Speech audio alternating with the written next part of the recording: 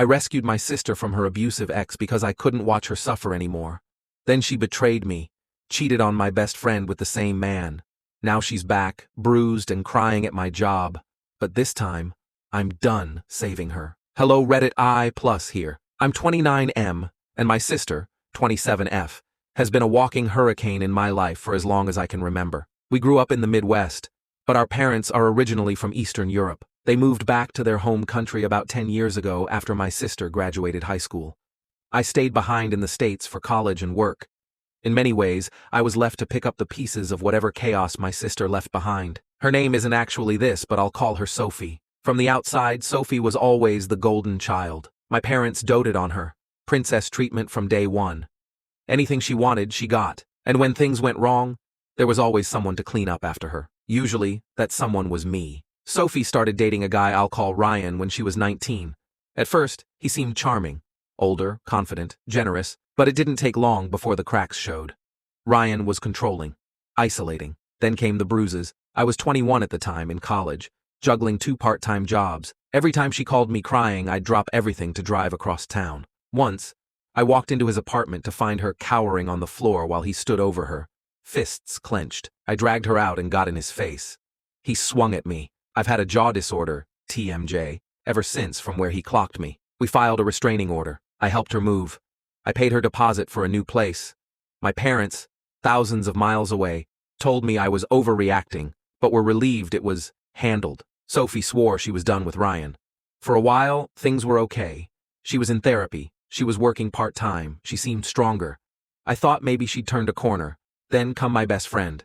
My best friend, let's call him Noah, was my rock. We'd been tight since high school. He was the kind of friend who'd pick me up from the airport at 3 a.m., or sit in the hospital waiting room with my dad during surgery when I couldn't get off work. Basically my brother from another mother. When Sophie turned 22, she started showing an interest in Noah. At first, I laughed it off. He was polite but distant. I told her flat out, leave him alone, he deserves better. She pestered him anyway, texting him, dropping hints, using me to get to him. Noah eventually gave in. He said, if she's your sister, she can't be that bad. Maybe you're just biased. Against my gut feeling, I let it slide.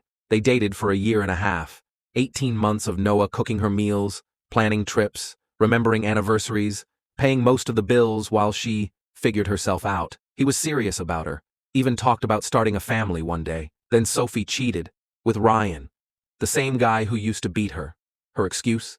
That Noah had physical insecurities she couldn't deal with. She weaponized his deepest fears, shattered him. I told her if she ever went back to Ryan, I was done. I meant it. Getting her out of that relationship nearly cost me my health, my job, my social life, and now she'd blown up Noah's world too. Noah spiraled into alcoholism. Therapy eventually helped him crawl out. To this day, he hasn't dated anyone since. He still struggles with self-worth. But he never blamed me, not once. He even told me, don't cut ties with your sister because of me, but I did anyway. 2 years later, fast forward to last week, my phone rings. It's my parents. Ryan's hurting Sophie again. She has nowhere to go. Let her stay with you. I said no. Hung up. A few days later, Sophie shows up at my workplace. Black eye, bruises, cuts. I nearly threw up seeing her like that. My coworkers stared as she sobbed, begging me to take her home. You're the only family I have here, she cried. I took her outside to calm her down. She fell to the ground, clutching my leg, screaming. People watched. My boss watched.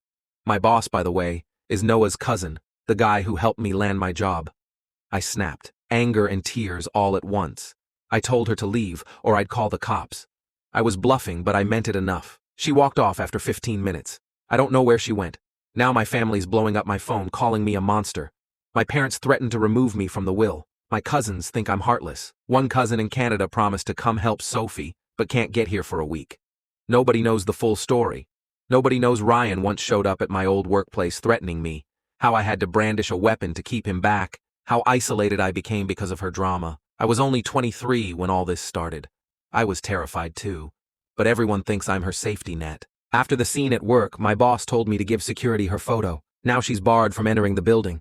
I live in a gated community. I did the same there. Sure enough, she tried to use my parents' code to get in. Security escorted her away while she screamed my name. My family group chat blew up. You had security chase away your own sister? Threats. Insults. My mother sent me a text saying she should have prayed for a miscarriage when she was pregnant with me. One minute I'm a monster. The next, I'm the only one who can save her. Even Noah, who had every right to hate her, called me and asked, "Are you punishing her because of what she did to me? Because if so, it's not necessary." I broke down. Told him it's not about revenge, it's about survival. I'm tired. He understood. The pregnancy bombshell Sunday night, I got news I wasn't ready for.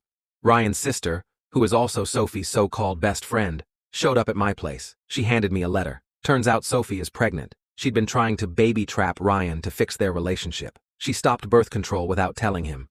When she tried to leave, it was because she wanted to tell him in a safe space, and then go back after he calmed down. Ryan's response? Not anger. Not violence. He hugged her, said, "I've always wanted a family," promised to change. In the letter, Sophie asked me to be the godfather of their little miracle. Ryan even wrote an apology to me, asking me to forgive the father of your niece or nephew and be one family with us. I sent Ryan's sister away politely and sat down in shock. I called my father. His main worry? That the child would be born illegitimate and taint the bloodline. He's already making plans to come over and get them married, so our family isn't dishonored. No mention of the abuse. No mention of the fact Ryan can't hold down a job and Sophie doesn't work. When I pointed that out, my father said, "It's okay. You can send money. I feel numb. Why, I'm done." It's one thing when Sophie makes self-destructive choices. It's another when she drags innocent people down with her. First Noah, now an unborn child. My parents care more about legitimacy than safety. They've always used me as the cleanup crew. I'm up for a promotion. I'm working extra hours. I can't throw my life away for her again. Even if I did, there's no guarantee she wouldn't run back to Ryan. I don't want kids. I never have. But now I'm staring at a future where my family expects me to take care of a baby born into chaos. And I'm the villain for saying no. I'm not heartless. I'm exhausted. I'm angry. And I'm done. People tell me, she's your sister. Blood is blood. But blood is not a license to destroy someone else's life. I've been her lifeboat for years. I almost drowned. Nobody deserves to be abused. Not Sophie. Not anyone. But I'm not collateral damage. I can't be the one holding her up while she hands the knife back to her abuser. I know the internet loves a villain. But maybe someone will understand. I'm done bleeding for someone who keeps cutting themselves on the same glass. After the pregnancy news, I cut off contact again. My family kept calling, begging me to step up as an uncle, but I told them straight, I'm not raising her kid. I'm not paying for her choices. A couple days later, Sophie texted me directly. She said, "You'll regret not being part of your nephew's life. Ryan has changed. We're a family now." I didn't respond. Instead, I blocked her number, muted the family group chat, and focused on my job. I've got interviews lined up for the promotion and a chance to finally move forward. It hurts.